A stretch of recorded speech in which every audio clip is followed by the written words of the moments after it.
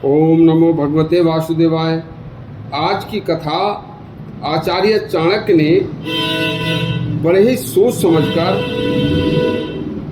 बताई है कि बच्चों को संस्कार विहीन करना या संस्कारवान बनाना माता का कर्तव्य है। सुनिए क्या कहा उन्होंने।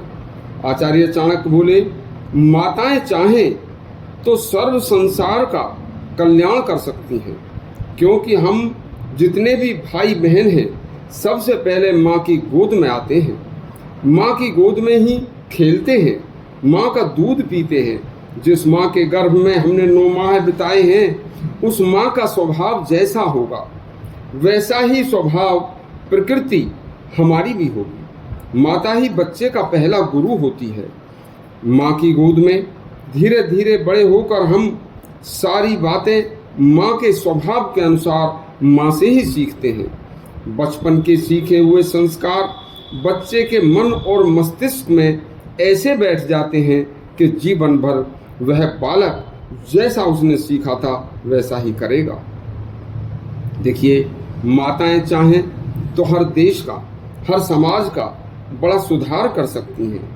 माताएं अपने द्वारा बच्चे का पालन पोषण करते समय माता केवल ऐसे अच्छे अच्छे कार्य ही करें जिन्हें हर समय माता के पास रहने वाला बच्चा, बेटी हो या बेटी या बेटा, हर दम देखता है। इस महान कार्य की नींव जब बच्चा पेट में होता है तभी शुरू कर देनी चाहिए। यदि बेटी या बेटा गर्भ में है और माता पिता उस दौरान भी विषय भोगों में लिप्त रहते हैं तो संतान बेटी हो या बेटा आगे चलकर अति कामुक प्रकृति की होगी। यदि गर्भावस्था में माता झूठ बोलती है, चोरी करती है, दुराचारणी स्त्रियों के साथ रहती है, असात्विक भोजन करती है, हमेशा घर में या बाहर क्लेश करती है, पति, सास ससुर या बड़ों का आदर नहीं करती, तो ऐसी बातें गैर संस्कारी हैं। यह गर्भस्थ शिशु का दिमाग इसी तरह का गर्भ के अंदर तैयार हो जाएगा और आगे चलकर वह बालक जब पैदा होगा, वह बालिका हो या बालक, पूर्ण गैर संस्कारी बनेगा और सभी समाज के दुखों का कारण बनेगा।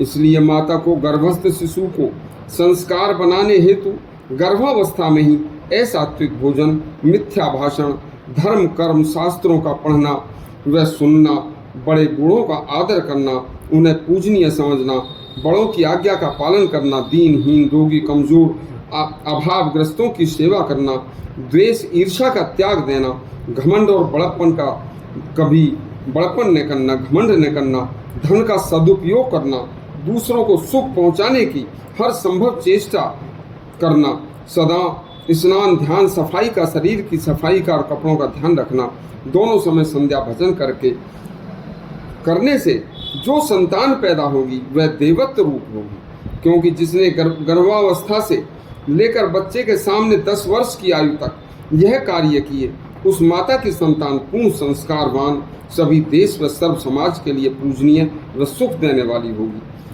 तभी हमारा समाज दुर्गुणों से बच सकेगा। यह कल्याणकारी उपदेश सभी को सुनकर अपनाना चाहिए। धन्यवाद।